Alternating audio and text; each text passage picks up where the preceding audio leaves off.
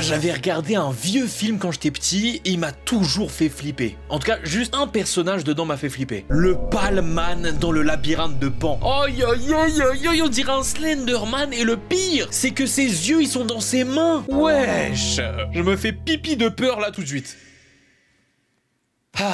Vous l'avez compris au titre, aujourd'hui mesdames et messieurs, nous allons parler des vilains, des antagonistes, des méchants qui terrifient, qui font flipper dans les animés. Attendez 2 secondes. Ouais, allô? Ouais. Non, là, ils s'y attendent pas du tout, là. Ouais, la sponsor, là. Cette vidéo est sponsorisée par Honkai Star Rail. Vous commencez à connaître le jeu RPG de Space Fantasy de Hoyoverse, les créateurs de Genshin Impact. Un jeu se passant dans l'espace avec une expérience plaisante en monde semi-ouvert, un immense contenu, des énigmes, des coffres, bref, tout ce qu'on aime. Il est disponible sur plusieurs plateformes et dont récemment la PlayStation 5, et l'avantage c'est que vous pouvez partager vos données entre toutes les différentes plateformes. C'est trop lourd. Le jeu est un succès fou 1 an après son lancement, il y a plus de 100 millions de téléchargements. En plus en ce moment vous avez un personnage, Luciole, c'est une jeune fille membre des chasseurs de Stellaron. Elle est délicate et calme, mais quand elle met son armure de combat mecha, elle se présente sous l'identité de Sam avec une autre personnalité. Et en combat, c'est pareil, elle est de type feu et elle suit la voie de la destruction. Lorsqu'elle lance son ulti, l'armure de combat émet une lumière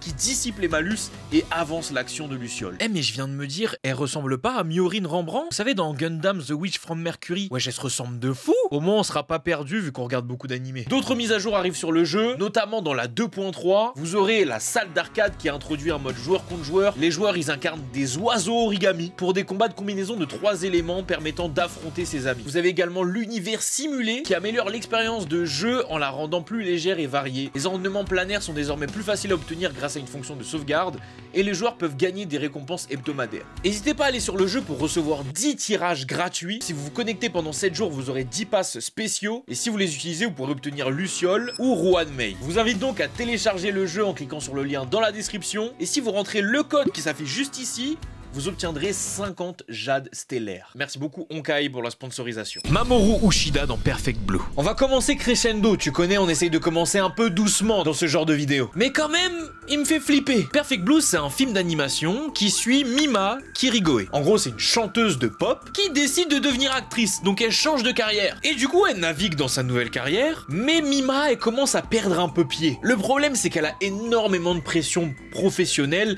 et ses fans actuels et anciens viennent lui casser les couilles. Carrément même ça la menace. Et là justement on va parler d'un de ses fans qui vient lui casser les couilles. Mamoru Ashida. Il est considéré comme le second antagoniste de Perfect Blue et tu t'en doutes au vu du thème il a une obsession pour Mima. C'est triste mais souvent il effraie les gens dû à son apparence et même l'aura qu'il dégage. Plusieurs personnes le qualifient de monstre. Et en vrai les gars on aurait pu avoir de la peine pour lui. On aurait pu se dire miskin Théma ce qu'il prend dans la gueule il prend cher. Mais le bug il est à l'image de sa tête aussi wesh. Théma comment il est dégueulasse. Non voilà je dis les termes. On aurait pu être gentil avec lui mais il est ignoble avec Mima. Il la stalk, il la menace. Donc qu'est-ce que tu veux faire? Nous-mêmes on n'est pas avec toi frérot. Akumen no Mono dans Ushio no Tora. Là les gars dans cette œuvre on suit notamment Ushio Aotsuki. C'est un adolescent qui découvre un monstre, Tora. Mais ce monstre il est emprisonné dans une lance mystique. Une lance qui est dans le sous-sol de son temple familial. Lorsqu'il libère Tora pour combattre les esprits, il devient le porteur de la lance de la bête. Et il hérite aussi de ses pouvoirs. Ensemble ils vont affronter des créatures surnaturelles comme Asia.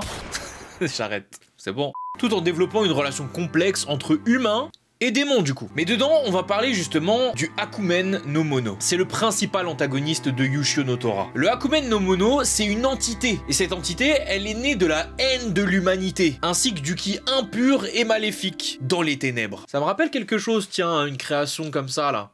Sauf que le Akumen no Mono, il est jaloux du ki des humains. Et du coup, il a détruit de nombreuses civilisations dans l'histoire à cause de ça. Et personne n'a pu l'arrêter, jusqu'à ce que la lance de la bête soit forgée. Une fois qu'il a été blessé par cette lance, il a décidé de fuir. Mais là, il est de retour avec plusieurs formes. Et on va se concentrer sur son avatar, Towako. C'est la forme humaine de l'Akumen no Mono. Oh là là, mais regardez-moi ça, comment cet avatar est terrifiant! Des longs cheveux noirs, un air livide, ça me terrifie. On dirait Pamu dans Hunter x Hunter. Et vous savez très bien que Pamu elle fait peur frère. À part quand elle s'apprête, moi je veux bien la foudroyer. Il y a toujours un dérapage dans ce genre de vidéo.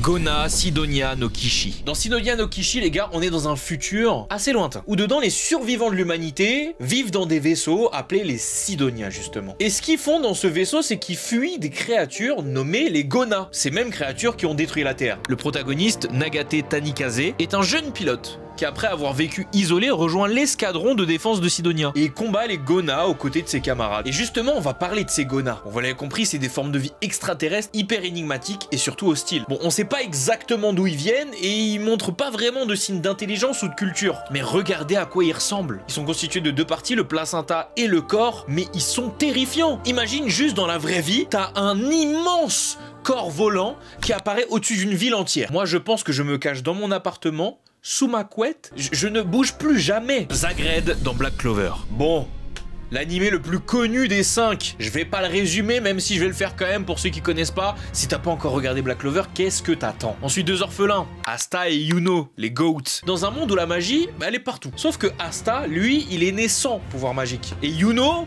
a contrario, c'est un prodige de la magie. Les deux, ils rivalisent parce qu'ils veulent devenir empereur mage. Si tu veux, c'est le Hokage, le chef, le maire, le président. Mais pas Bardella. Hein. D'ailleurs, faut voter aujourd'hui. Hein. Ils rejoignent donc les chevaliers mages pour protéger le royaume de Clover des diverses menaces qui pourraient s'y présenter. Bon, vous en doutez, mais dans ce genre de vidéo, j'évite tout spoil, même si je parle de personnages, de moments, de scènes, etc. J'essaye de décrire le minimum possible, mais en étant quand même le plus détaillé pour que vous puissiez regarder les œuvres sans trop de problèmes. Néanmoins, vous allez le comprendre, on va parler de Zagred, qui est un démon. Et c'est un démon de rang supérieur qui apparaît plus tard dans l'animé. Et ce petit con, c'est un manipulateur. Il aime manipuler les elfes, les humains, tout ce qui passe devant lui, il aime bien. Il les considère comme des petits Playmobil, des petits jouets, des action man, frère. Mais moi, il me terrifie. Regardez juste son apparence. Je me rappelle quand j'ai vu l'animé, j'étais pas à l'aise en le regardant. Et pourtant, regardez une planche de manga, il est 2 fois plus terrifiant dans le manga. Une apparence humanoïde avec une paire d'ailes noires, 2 cornes verticales et une longue queue. Bon, après ça, on a un point commun là-dessus, mais bon. Son corps semble fait de matière noire, ce qui donne l'impression qu'il porte pas de vêtements. Il ressemble à un cadavre, il est pâle et il est mince. Il a un visage blanc mais des yeux noirs. Ah! Il est terrifiant! Void dans Berserk. Bon, c'est l'un des seinen aussi les plus populaires, les plus en vogue, et qui est connu pour sa violence graphique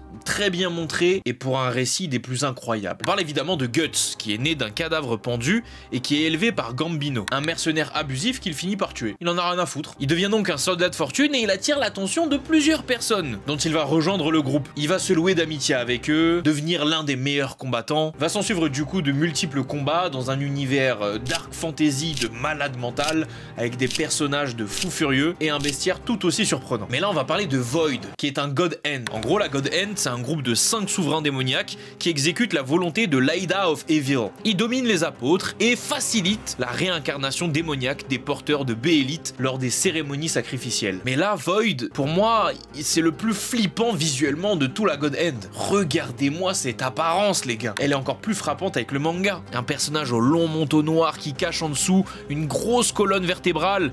Mais surtout les gars, c'est sa tête qui terrifie. Un visage creusé, des gencives et des dents apparentes et un énorme cerveau. Vraiment, tu vois ça, t'as une vision d'horreur de baiser. Et la meilleure version, c'est dans l'animé de Tah à l'époque. Donc encore, il fait flipper, mais ça va. Je sais pas vous s'il y a des vilains ou même juste des personnages d'animé qui vous ont fait flipper visuellement. Ou bien même par leur action, hein, si vous voulez. Par exemple, dans leur action, on peut parler de Shotucker ou encore de Johan Lieber. Bref, les commentaires sont là comme d'habitude. Merci beaucoup à Honkai pour la sponsorisation. N'hésitez vraiment pas à aller dans la description. C'était Minotaku. On se retrouve dimanche prochain. Jana.